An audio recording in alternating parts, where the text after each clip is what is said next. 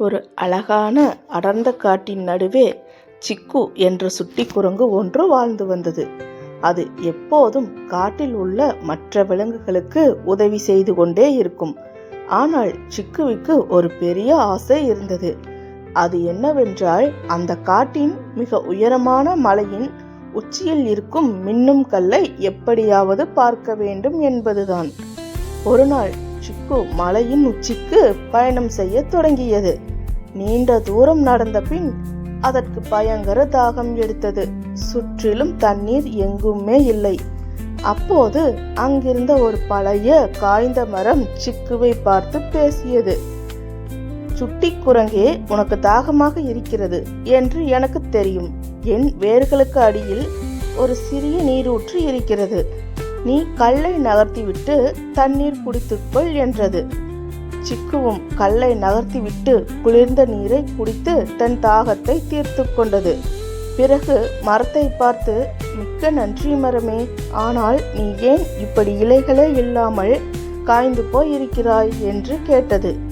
அதற்கு அந்த மரம், இந்த மலையின் உச்சியில் இருக்கும் மின்னும் கல் சுயநலமில்லாத ஒருவரின் கைகளால் என் வேரில் பட்டால் மட்டுமே எனக்கு மீண்டும் இலைகளும் பூக்களும் முளைக்கும். ஆனால் இதுவரை அங்கு சென்றவர்கள் அனைவரும் அந்த கல்லை தாங்களே வைத்துக் கொள்ள வேண்டும் என்ற பேராசையோடு சென்றதால் என் சாபம் நீங்கவில்லை என்று வருத்தத்துடன் கூறியது. இதை கேட்ட சிக்கு, நான் கண்டிப்பாக உன்னை காப்பாற்றுகிறேன் என்று கூறிவிட்டு மலையின் உச்சிக்கு சென்றது.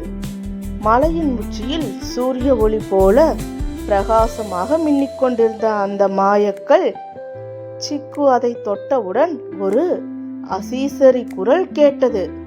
இந்த கல்லையே நீ வைத்துக் கொண்டால் உனக்கு தேவையான அனைத்து பழங்களும் உணவுகளும் தினமும் உனக்கு கிடைக்கும்.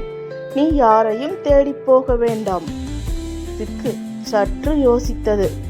எனக்கு மட்டும் உணவுகள் கிடைத்தால் போதாது, என்னை நம்பி தாகம் தீர்த்த அந்த மரத்திற்கு உயிர் கிடைக்க வேண்டும் என்று நினைத்தது.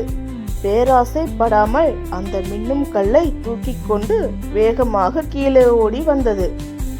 வந்து அந்த மாயக்கல்லை காய்ந்த மரத்தின் வேரில் வைத்தது. அடுத்த கணமே ஒரு அற்புதம் நடந்தது. அந்த காய்ந்த மரம் முழுவதும் பச்சை பசேலென இலைகளும் அழகான வண்ண வண்ண பூக்களும் சுவையான பழங்களும் முளைத்து சோலையாக மாறியது.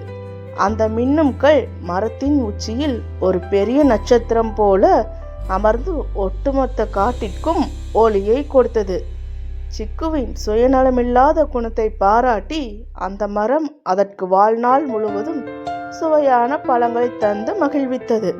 பேராசை பெருநஷ்டம். சுயநலமில்லாமல் மற்றவர்களுக்கு செய்யும் உதவியே நமக்கு பெருமையையும் உண்மையான மகிழ்ச்சியையும் தரும்.